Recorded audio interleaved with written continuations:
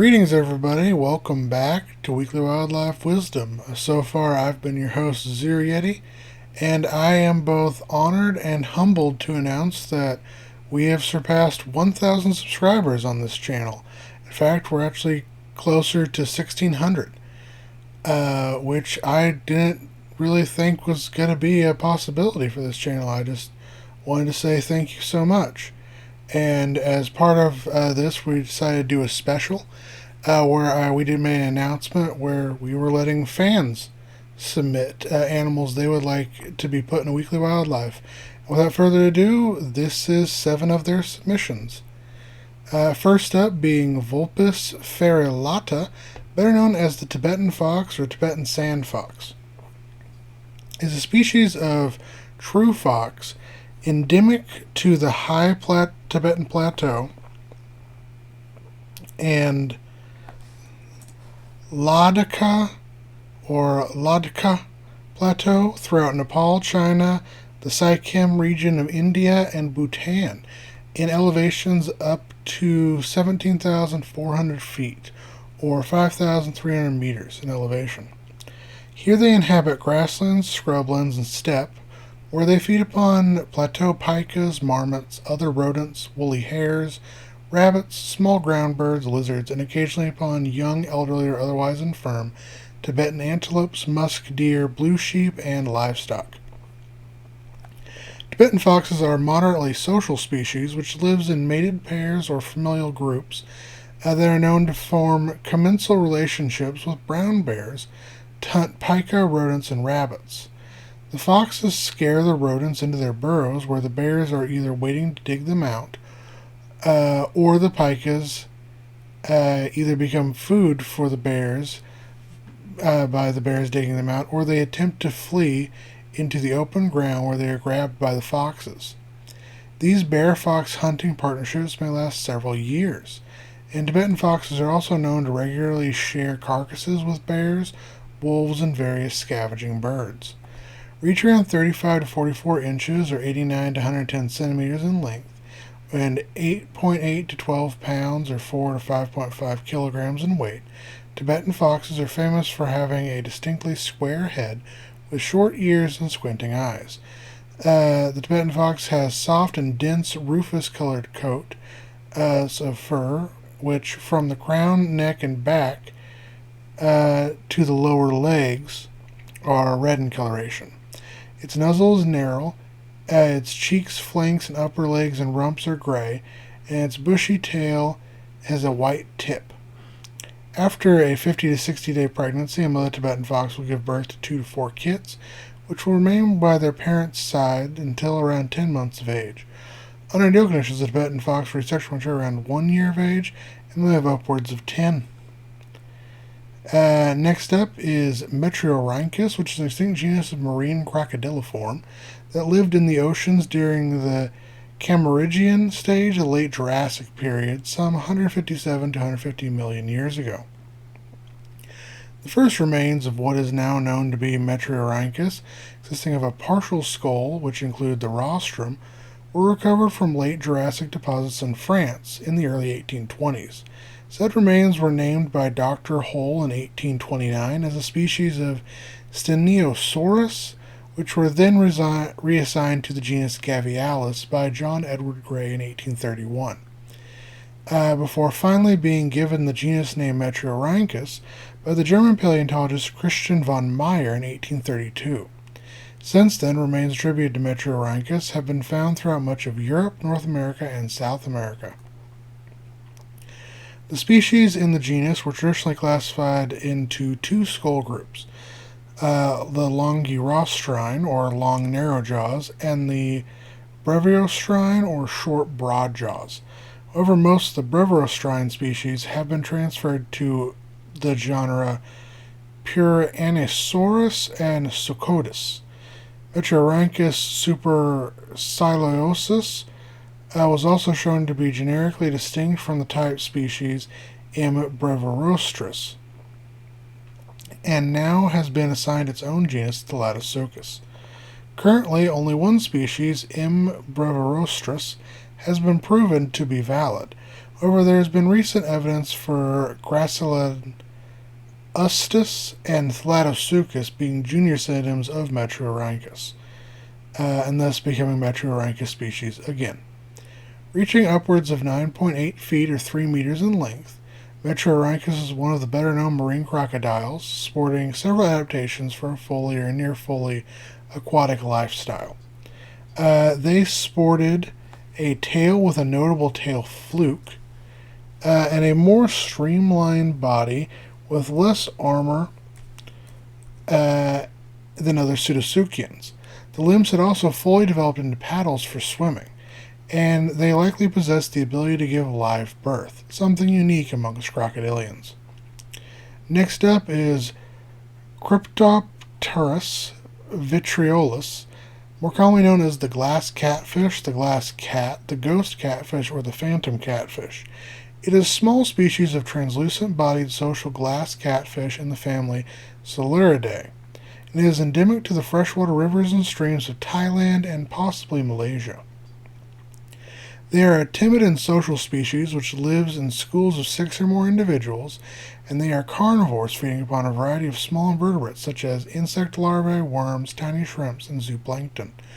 Reaching around 2.6 to 3.1 inches or 6.5 to 8 centimeters in length, glass catfish are small, scaleless, freshwater-dwelling catfish which have 2 long sensory barbels. Their bodies are transparent because the species' skin is made of a plywood-like structure of collagen fibrils, which allows for light to enter and diffract through the muscles. The majority of their organs are located near the head, and with a magnifying glass, the heart can be seen beating. When the light strikes this fish at a certain angle, it can create an iridescent rainbow effect, and during acute periods of illness or after death, the tissues typically turn a milky white. Additionally, the glass catfish possesses electroreceptor organs which are extremely responsive to electromagnetic fields, and it is thought that this is used in conjunction with their barbels to navigate their surroundings in low-light conditions. Little is known about their breeding habits, and under ideal conditions, a glass catfish may live upwards of 8 years. Next up is Ectopistis migratoris torius, better known as the passenger pigeon, or wild pigeon. It is an extinct species of pigeon which was endemic to North America. Its common name is derived from the French word passenger, meaning passing by, due to the migratory habits of the species. Passenger pigeons once ranged throughout the majority of North America, being found basically anywhere deciduous forests and mixed woodland could be found east of the Rockies. Their diet primarily consisted of nuts, seeds, cherries, berries, grapes, grains, worms, caterpillars, snails, ticks, and other invertebrates. Passenger pigeon was a nomadic, constantly migrating bird which migrated in enormous flocks searching for food, shelter, and breeding grounds. The passenger pigeon was once the most abundant bird in North America and possibly the most numerous species of bird on Earth, numbering anywhere from 3 to 5 billion animals. With flocks so big, people report they blocked out the sun for hours on end. Reach around 15 to 16 inches or 38 to 40.6 centimeters in length, and around 9.2 to 12 ounces or 260 to 340 grams in weight. The passenger pigeon was a sexually dimorphic species, with males being slightly larger, and possessing a coloration of mainly gray on the upper parts, lighter on the underparts, with iridescent bronze feathers on the neck and black spots on the wings, whilst the slightly smaller female had a coloration of gray on the throat, breast, and belly, brown on the head and body, and rufous on the edges of the wings. Although the passenger pigeons had been hunted by Native Americans for millennia, hunting intensity increased exponentially after the arrival of the Europeans, particularly in the 19th century. Pigeon meat was commercialized as cheap food, resulting in hunting on a massive scale for many decades. There were several other factors contributing to the decline and subsequent extinction of the species, including the shrinkage of large breeding populations necessary for preservation, and widespread deforestation, which obviously destroyed its habitat. A slow decline between the 1800s and 1870s was followed by a rapid decline between 1870 and 1890. In 1900, the last confirmed wild bird was shot in southern Ohio. The last captive birds were divided into three groups around the turn of the 20th century, with some breeding attempts occurring with mixed success. The last known captive passenger pigeon, Martha, died on September 1st, 1914 at the Cincinnati Zoo. Next up is Gigglymostoma ceratum, better known as the nurse shark. It is a species of bottom-dwelling shark which has a wide but patchy geographical distribution along the tropical and subtropical coastal waters of the eastern Atlantic, western Atlantic, and eastern Pacific Oceans. Here these sharks inhabit coral reefs, shipwrecks, seagrass flats, rocky areas, and mangrove islands. Nurse sharks tend to seek shelter in crevices or under ledges during the day and leave their shelter at night to hunt small fish, tunicates, crustaceans, and mollusks, which nurse sharks eat using suction feeding. Nurse sharks are themselves preyed upon by crocodilians, cetaceans, and larger predatory fish. Female nurse sharks are slightly larger than males, reaching around 10 feet or 3.05 meters long, and 230 pounds or 140 kilograms in weight, whilst males reach around 7.5 feet or 2.3 meters long, and 165 pounds or 75 kilograms in weight. The nurse shark has two rounded dorsal fins, rounded pectoral fins, and an elongated caudal fin, as well as a broad head. Adult nurse sharks are brownish in color, whilst newly born nurse sharks have a spotted coloration which fades with age. Nurse sharks are ovoviviparous, with fertilized eggs hatching inside the female. The mating cycle of the nurse shark is biennial, with females taking up to 18 months to produce a new batch of eggs. The mating season runs from late June to the end of July, and during such time nurse sharks mate with as many partners as they can, as nurse sharks can engage in multiple paternity, in which multiple males can impregnate the same female at the same time. After a gestation period of 6 months, a mother nurse shark typically gives birth to a litter of 21 to 29 pups. Under ideal conditions, a nurse shark will expect to mature around 6 feet or 1.8 meters in length and may live upwards of 25 years. Next up is Xanthonyctosebus pygmaeus, better known as the pygmy slow loris, is a species of strepsirrhine primate found east of the Mekong River in Vietnam, Laos, eastern Cambodia, and China. Here it dwells in a variety of forest habitats, including tropical dry, bamboo, semi-evergreen, and evergreen forests. It is a nocturnal and arboreal primate which lives either alone or in groups of 2 to 4 individuals. They travel along the branches in search of food, such as insects and other arthropods, fruits, nectar, tree sap, and the occasional invertebrate. Well, not occasional invertebrate, occasional small vertebrate. Reach around 7 to 9.5 inches or 17.78 to 24.13 centimeters in length and 13 to 20 ounces or 360 to 580 grams in weight. These primates sport long limbs, extremely short tails, rounded heads, and large eyes. The teeth in its lower jaw form a comb-like structure called a tooth comb that is used for grooming and scraping resin and sap from tree bark.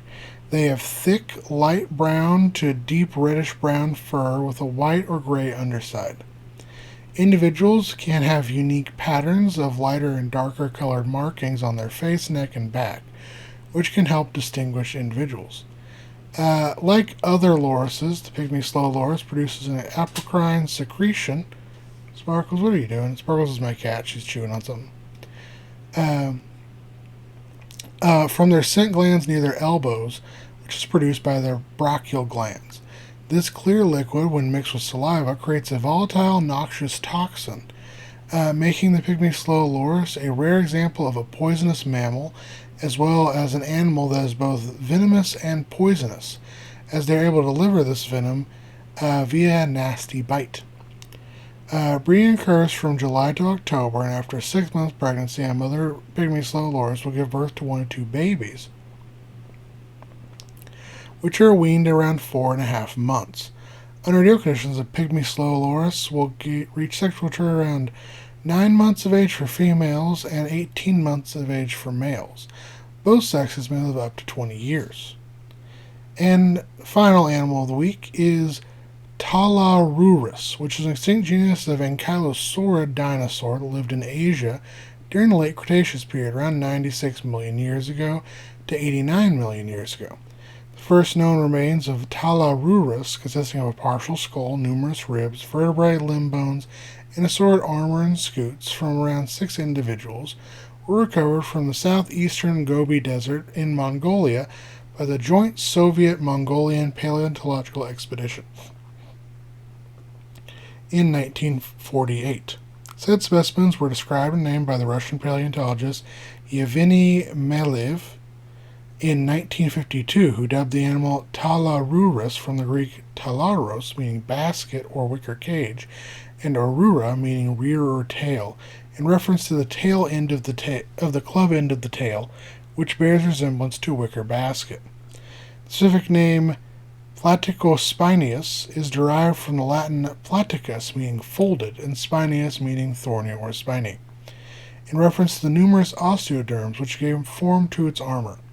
In 1977, Teresa Marianska chose PNI 557-91, which is the posterior rear of a skull, as a holotype, and she also named Cyramosaurus disparoseratus as a second species, Talarurus disparoseratus. However, in 1987, this was remade into the separate genus Malevrus. The type and only currently valid species of Talarurus, Plicatospineus, which is known from over a dozen individuals, reaching 16 to 20 feet or 5 to 6 meters in length, and 1,000 to 2,000 pounds or 454 to 907 kilograms in weight. Talarurus was a medium-sized, heavily built, ground-dwelling quadrupedal herbivore. Its limbs were robust and short, sporting a wide and rounded belly, and like other ankylosaurids, Talarurus had a wide rostrum, formidable osteoderms running across its body, forming extensive armor, as well as a famous tail club. As always, take care of my guys, gals, non-binary pals. Hope you enjoyed this, and I hope we can do something similar for in the future.